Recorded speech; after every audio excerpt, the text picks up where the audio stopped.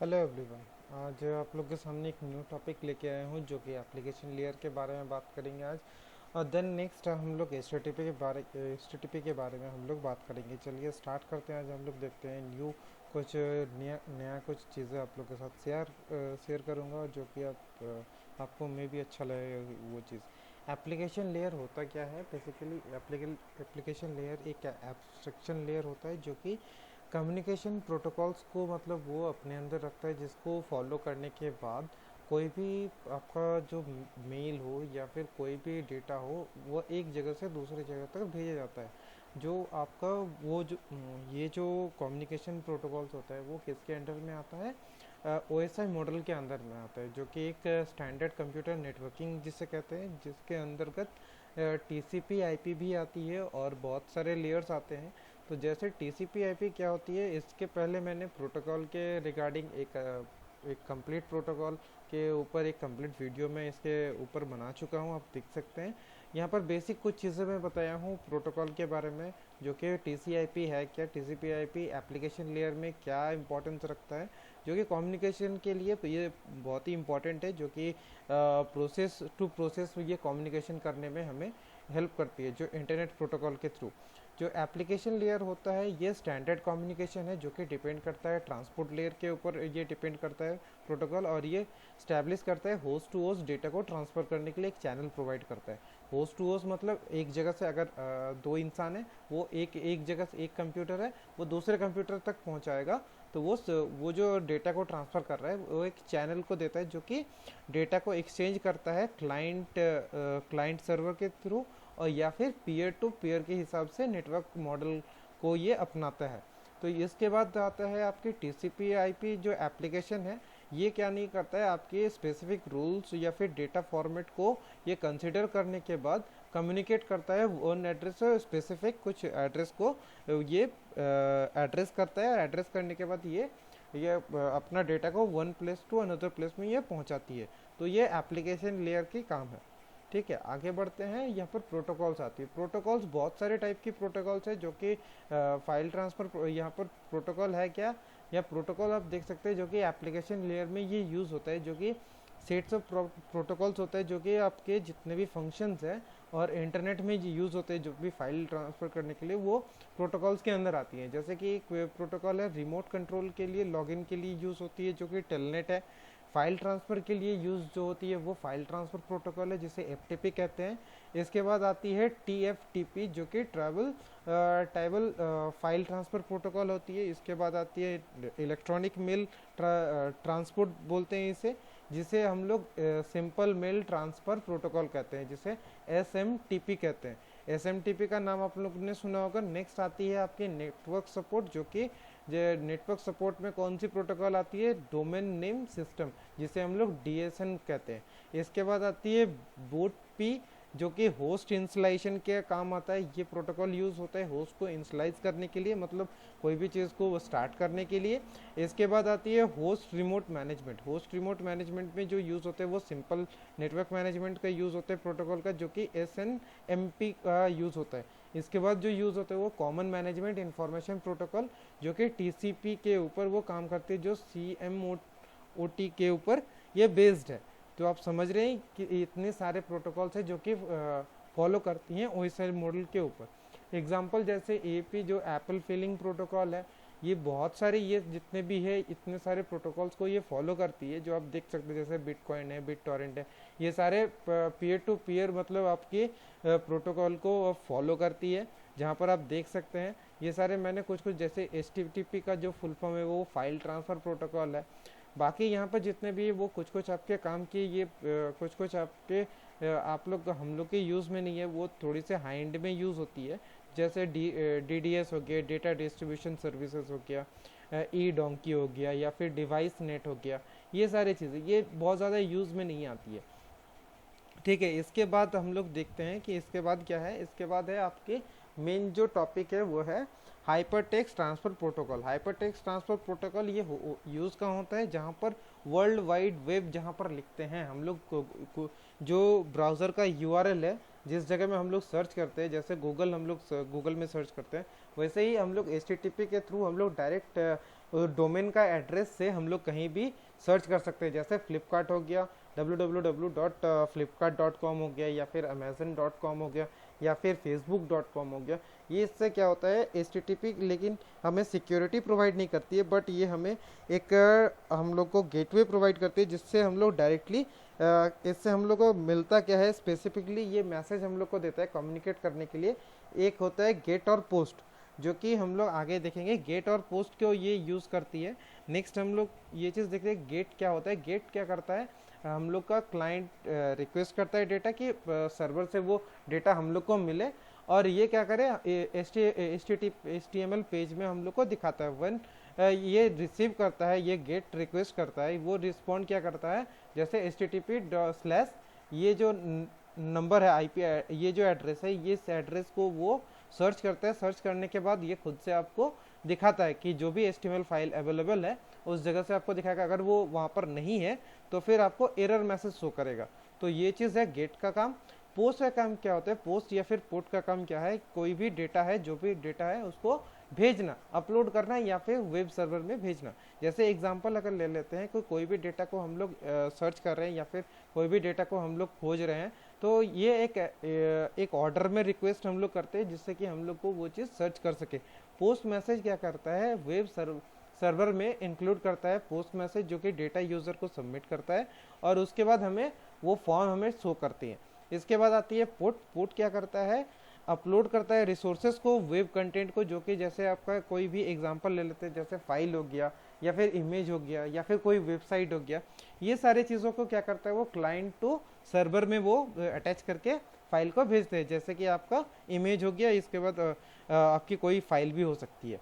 ठीक है, आगे चल के देखते हैं कि मतलब यहाँ पर HTTP बेसिकली और क्या क्या क्या कर सकती है। ये बहुत ज़्यादा फ्लेक्सिबल होती है। देखिए HTTP प्रोटोकॉल कहाँ पर यूज़ हो रही है, यहाँ पर यूज़ होती है। जो आपका वेब जो ब्राउज़र है, ब्राउज़र के यहाँ पर HTTP यूज़ होती है, जो कोलन के बाद // फिर आपका जो आपका जो भी सर्च करना है, अगर गूगल सर्च करना है तो www.google.co.in या फिर co.com।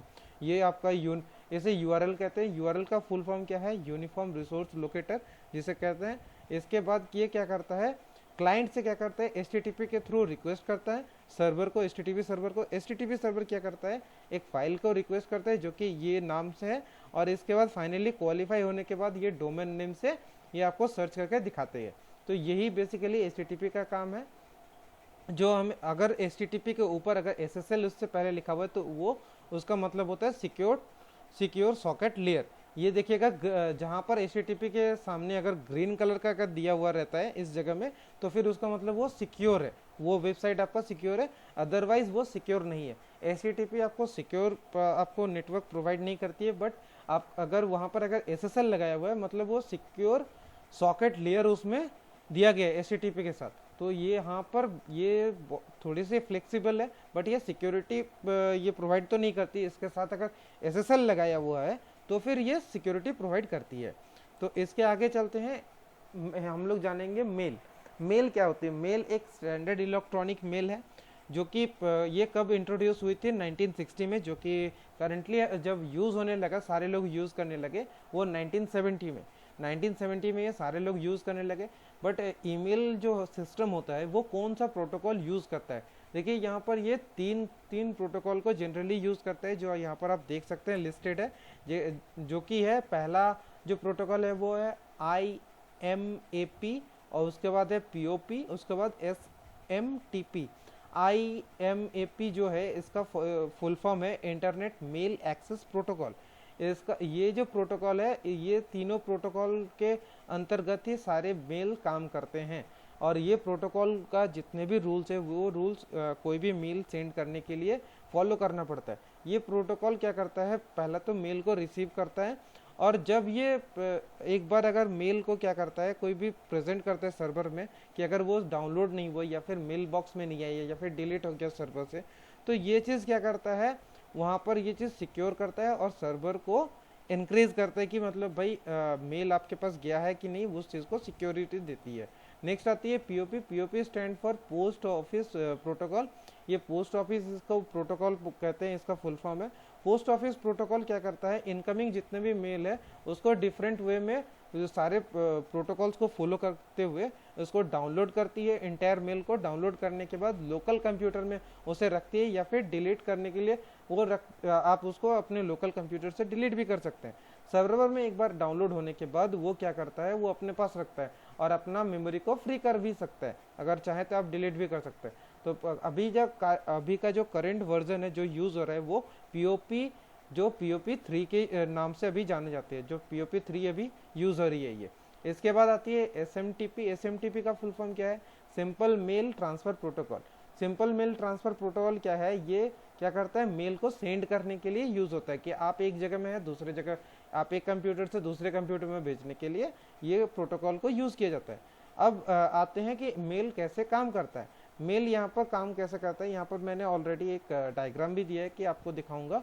मेल जो आपको सेंड करते हैं उसका कुछ मतलब एक फॉलो होता है, जो कि इंस्ट्रक्शन को फॉलो करने के बाद ही मेल सेंड होती है, जो कि अपने लॉजिकल मशीन से मेल को डिलीवरी करता है, वो एक जगह से दूसरे जगह तक वो आगे आगे के लिए प्रोसीडिंग करती है। नेक्स्ट आगे देखते हैं। अगर यहाँ पर देखिए कि ये कंप्यूटर 1 है जो कि मतलब यहाँ पर मेल सेंड कर रही है। किसको पहले सेंड करेगी? SMTP को, जो कि मेल सेंड कर रही है। आपको जो यहाँ पर पहले थोड़ी देर पहले ही वो बताया।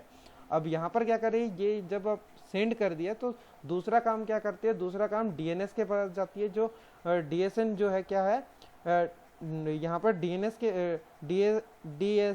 DNS क्या करती है उसको थर्डली फिर इसको SMTP के पास भेजेगी।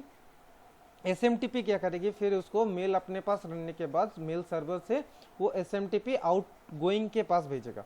अब आउटगोइंग के बाद भेजने के बाद ये क्या करता है, POP के पास भेजता है, जो कि इसको मतलब सिक्योर करता है, मेल को अपने पास लोकेट करता है कि वो अपने पास आया कि नहीं। तो उसके बाद क्या होता है, छठा नंबर में जो आपके जहाँ पर आपको डेस्टिनेशन है, जहाँ पर आपको मेल करना है उस जगह तक उसके बाद ये पहुँचती है। और सातवां नंबर जो है देखिए यहाँ पर इनकमिंग जो है, अगर दूसरा कोई अगर भेजते हैं तो यहाँ पर ये चीज़ आती है। तो इस जगह से ये इनकमिंग होती है, ये आउटगोइंग है, ये भी आउटगोइंग है, ये बाहर जाने के लिए है। और यहाँ पर ये देखिए ये इनकमिंग है, ये भी इनकमिंग। ये इनकमिंग और आउटगोइंग दोनों ही ये अलग अलग काम करती है। यहाँ पर आप देख के समझ सकते हैं कि कैसे मेल सेंड और रिसीव होती है। ठीक है, आगे चल के देखते हैं कि मेल काम कैसे करते हैं। मेल जो काम करते हैं वो सेंड होता है, सेंड और रिसीव होता है। दो ही चीज़ होती है कि जो आप मेल सेंड कर सकते हैं और रिसीव कर सकते हैं। इसी में क्या यूज़ होता है, पहला तो एक CC होता है, एक BCC फील्ड होता है जहाँ पर कंपोज करते हैं हम लोग क्लिक करके बटन। जहाँ पर दूसरा जो पॉइंट है वहाँ पर कॉन्फ़िगर करते हैं कि मेल में कि MTA इसको MTA का फुल फॉर्म होता है मेल ट्रांसफ़र एजेंट, या फिर इसको ये हमें कॉन्फ़िगर करती है कि किस जगह से किस जगह हमें भेजनी है। ठीक है, एक जगह से वो एक कंप्यूटर से दूसरे कंप्यूटर में लेके जाती है। MSA क्या करती है, कॉन्फ़िगर करती है जो मेल रिसीव हुआ कि नहीं, या फिर एक जगह से दूसरी जगह गया कि नहीं। अगर नहीं रिसीव हुआ तो फिर वो रीराइट करती है हेडर को। उसके बाद परफॉर्म क्या करती है, एसेंशियल जो भी चीज़ें हैं कॉन्फ़िगर करने के बाद उसको फिर से चेक करके भेजती है, फॉरवर्ड करती है MTA के पास फिर से। यहाँ पर MSA क्या करती है, ये कॉन्फ़िगर तो नहीं करती है डायरेक्टली, बट वो रिसीव करती है किसके थ्रू, MTA के थ्रू। और MTA क्या करता है, वो MSA को सारा टास्क देती है कि भाई आप लेके जाओ और आपको मिला है कि नहीं, मेल का जो रिसिपेंट है, जो एड्रेस है जिसके पास हम लोग भेज रहे हैं उसके पास ये पहुंचा है या नहीं, ये चीज़ वो चेक करती है, वो इंश्योर करती है ये चीज़। तो आपको ये चीज़ समझ में आया। नेक्स्ट जो चीज़ है कि MTA क्या करता है, DNS को देख के ये कंफर्मेशन देता है कि रिसिवेंट को ये चीज़ मिला कि नहीं मिला, और अगर मिला है तो वो रिजॉल्व हुआ कि नहीं हुआ। अगर नहीं हुआ तो वो चीज़ वो फिर से चेक करेगा। अदरवाइज क्या होता है, मेल जो रिसीव होता है वो कॉन्फ़िगर होता है कि एक रिसीविंग मेल को एक्नॉलेज करके भेजता है कि भाई मेरे पास मेल आ चुका है या फिर नहीं आया। वही चीज़ आपको यहाँ पर बताई गई है। अगर MTA अगर कॉन्फ़िगर नहीं है तो फिर MTA क्या करेगा, परफॉर्म करेगा कि सारे टास्क को और प्री डिलीवरी करेगा, पहले से ही सेव करके रखेगा और उसको भेजेगा उसको कि उसके पास वो पहुँच जाए पहले ही। ठीक है, तो ये ईमेल्स क्या होता है, ये मैसेज स्टोर होता है अंटिल जब तक ये डाउनलोड नहीं होता है तब तक ये अपने पास स्टोर करके रखता है क्लाइंट प्रोग्राम में। और जब तक ये डाउनलोड हो जाने के बाद ये इनबॉक्स में आ गया, मतलब ये डाउनलोड हो चुकी है, ये मशीन ने डाउनलोड कर चुकी है। ठीक है, यहाँ तक था। आशा करता हूँ आप लोग को ये सारी चीज़ें क्लियरली समझ में आई है। अगर आपको अच्छा लगा please like, comment and share.